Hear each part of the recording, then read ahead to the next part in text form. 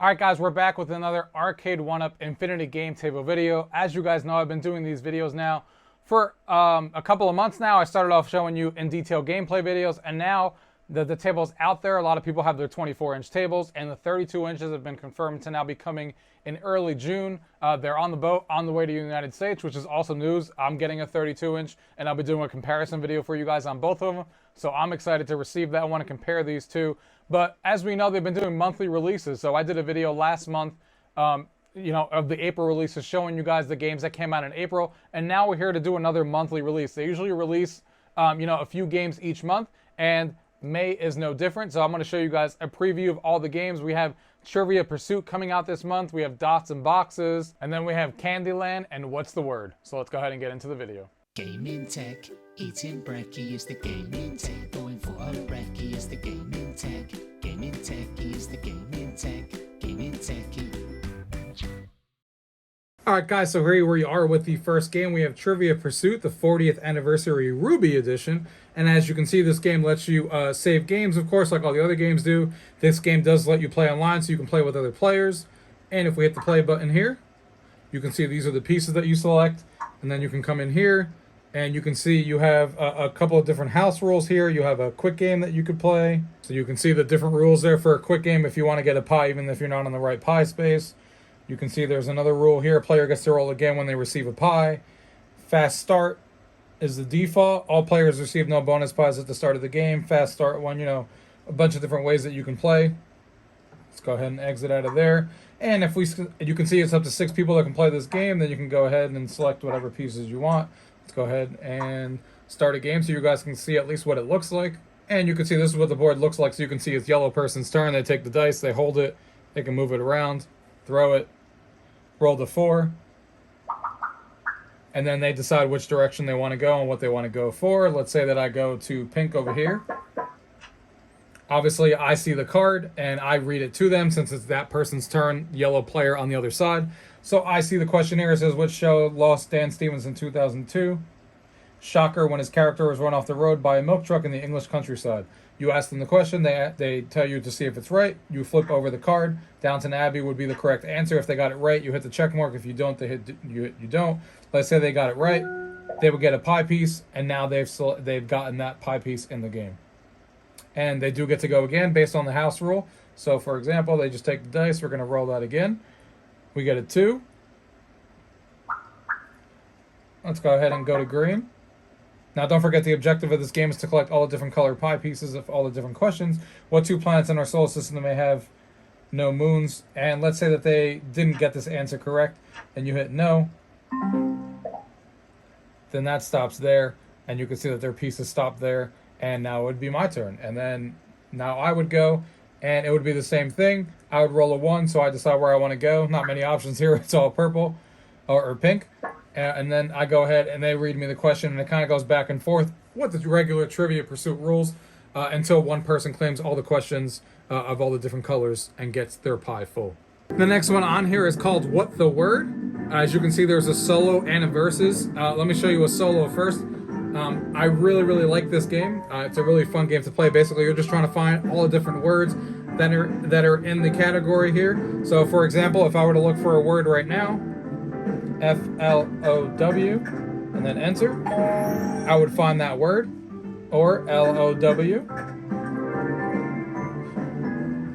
W-E-E, and you would kind of continue this way, trying to get as many points as you can within that time frame. You can go ahead here, and you can restart right there with that button. You can flip the words around, or flip the letters around, so it gives you an easier way to kind of mess with your mind if you're kind of stuck. And if you put a word down that you just want to erase, you can just do that. But what's really cool that I really like about this game is the versus multiplayer. The versus multiplayer kind of splits the screen in half, and they're going head-to-head with each other. Same exact rules. Everyone gets 3 minutes. You're trying to find as many words as possible, but now you're trying to compete with each other to try and go as fast as possible. So it's a really cool head-to-head game that's really easy to play. And is exactly what I like about a device like this, is playing head-to-head games like this that make perfect sense, and it's a really fun game to play.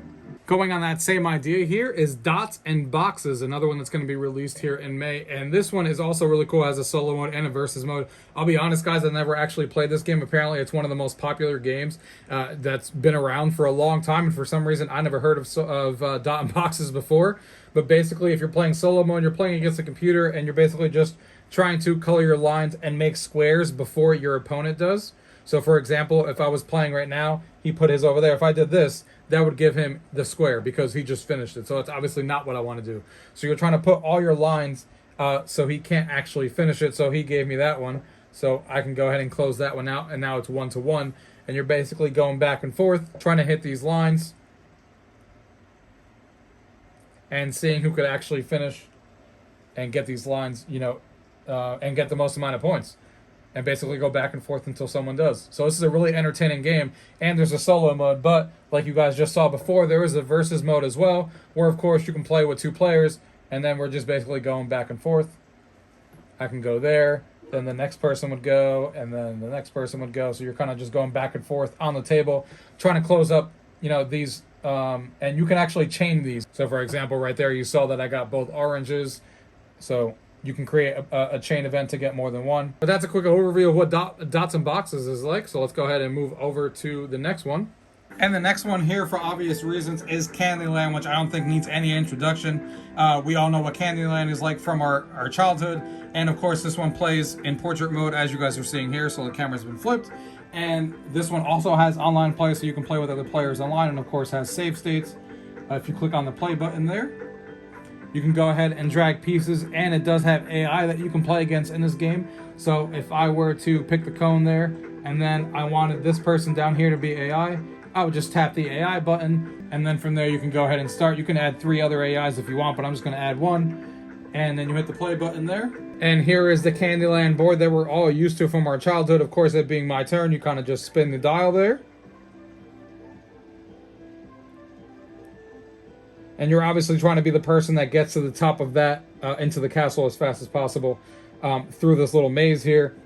And each color you roll, that means since I rolled 2 orange, I go all the way to the second orange. So I just tap that. You can see my little cone moves there to that direction.